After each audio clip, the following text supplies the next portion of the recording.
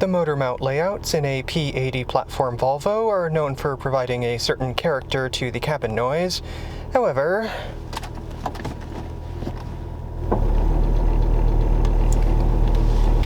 something tells me this is a little bit excessive.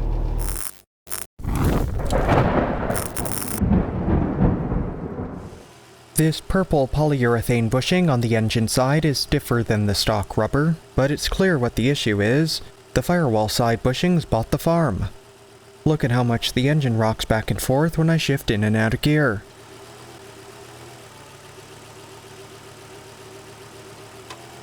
Picked up another Powerflex product to replace it, hoping to keep the sportier feel but lose the resonance.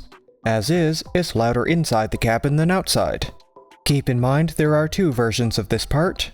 This is an early 1998 model year, which uses the smaller 36mm bushing, same as the 850s. Later models use a larger 50mm bushing. Measure to make sure you get the right one. The bushing carrier bolts into the upper part of the firewall. To get there, the cowl's gotta go, starting with the rear hood gaskets. These pull up and off their tracks.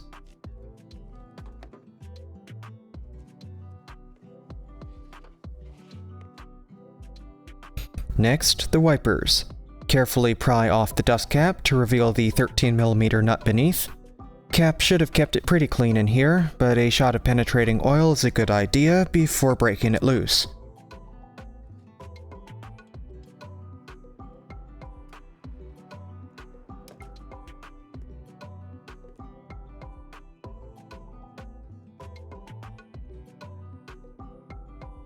The wiper engages with a conical splined shaft, and the spring action of the arm wants to bind it up. A gentle rocking motion gets it loose. Same procedure for the second wiper. On each side, there is a cowl drain. This has been apart enough I'm not 100% sure if the hose clamp is original or not. It only needs enough clamping force to keep it from falling off, but this driver's side one was radiator hose tight. A tiny bit of silicone spray works wonders for encouraging stuck hoses to get moving. The passenger side one, on the other hand, has a simple zip tie, and it gave me a lot less trouble.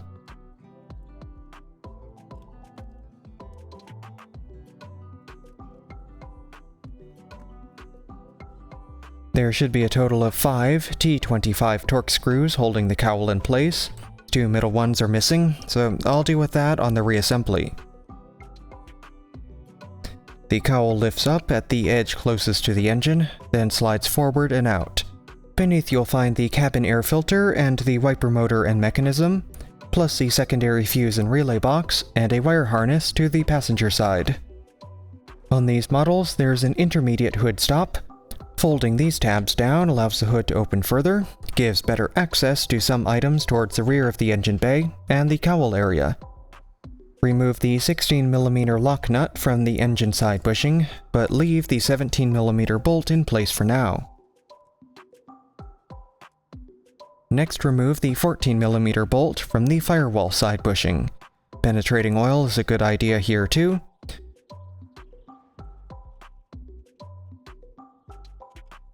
Then remove the engine side bolt and get the arm out of there.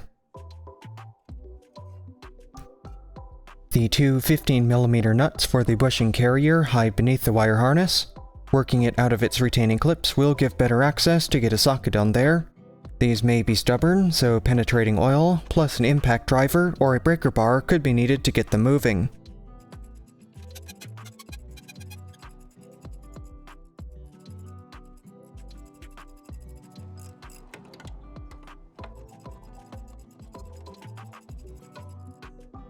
When the last nut's almost all the way off, keep hold of the mount so it doesn't just fall. Pretty obvious this bushing is shot. Look at all the cracks and how much it moves. It should not be so easy to pull the sleeve out either. I could almost do it by hand.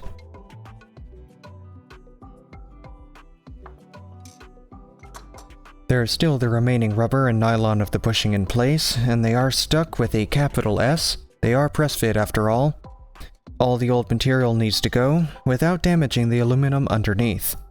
A hacksaw does an excellent job of dealing with this problem.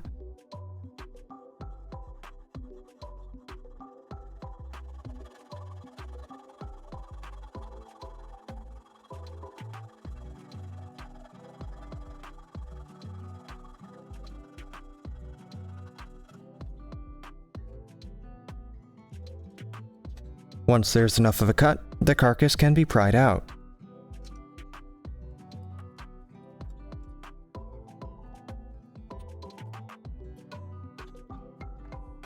As I thought, a lot of white aluminum oxide in here after so many years. This tiny wire wheel on a Dremel takes care of it, but it makes a mess I don't want on the workbench. I forgot to start the camera after I moved outside, so you'll just have to imagine a time-lapse of me with goggles and a respirator surrounded by a cloud of dust. New bushing comes in 2 halves plus a metal sleeve.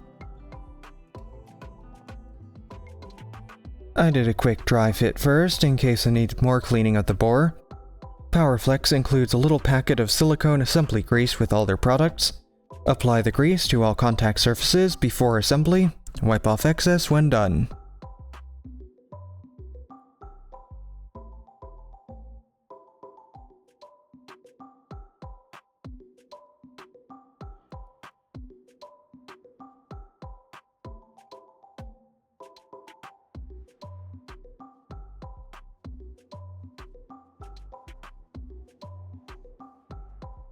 Reassembly is reverse order, so I'll go through it faster.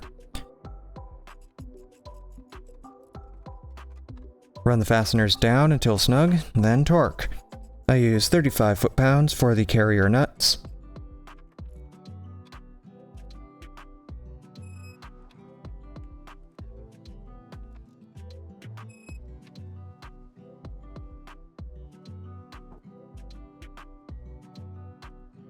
Put both firewall and engine side bolts through the bushings and get them loosely threaded on before torquing down. Sometimes you need some play to get everything settled.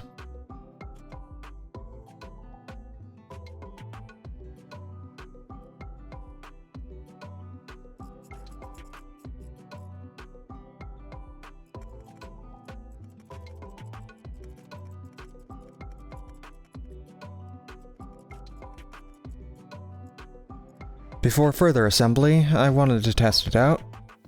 Moment of truth.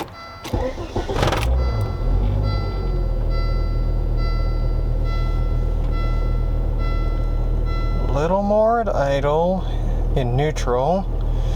Let's see how bad it is when I put it in reverse. Not bad. Neutral. Drive. Oh, that's very good. It's not shaking the cabin apart anymore. I call that a success. What about you? Still got a sporty hum in here, but no more resonance. Engine's also not slamming around as before. While I have the cowl off, taking the chance to vacuum some of the debris in here. It's been a while. I was due for a cabin air filter too, but that unfortunately hadn't arrived yet at time of filming. Similarly, it's a good opportunity to clean and lubricate the wiper mechanism.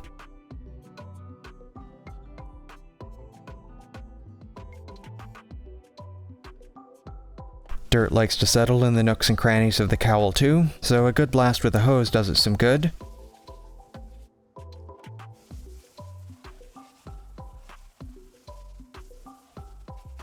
Once it's dry, it slots right back into place, along with the gaskets.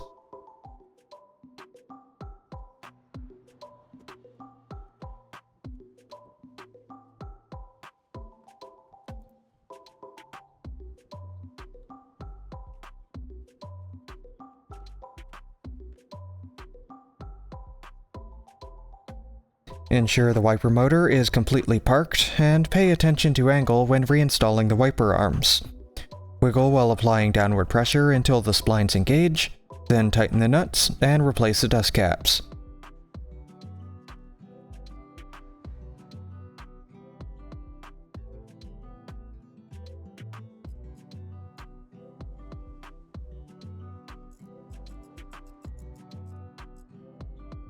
test the wipers, and adjust if needed. I found similarly sized screws with washers in my bucket of hardware to replace the missing cowl fasteners. Originals are coarse thread into plastic inserts, so these are a good fit and easily run down into the same holes. The cowl secured, time for a road test.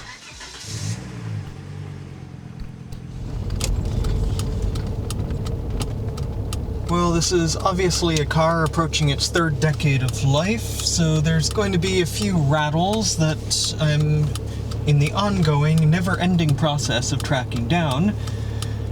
The engine vibration in the cabin and that brain-shaking resonance I got earlier, that's been effectively handled. Fine at light throttle, if I nail it. It's still there. It's definitely a bit sportier than stock, but that's very manageable. Certainly didn't drive me nuts on a recent road trip. I'd say problem solved. If you enjoyed this video, consider checking out some of my other stuff. Got a range of projects and assorted garage shenanigans to choose from, with more on the way. Thanks for watching.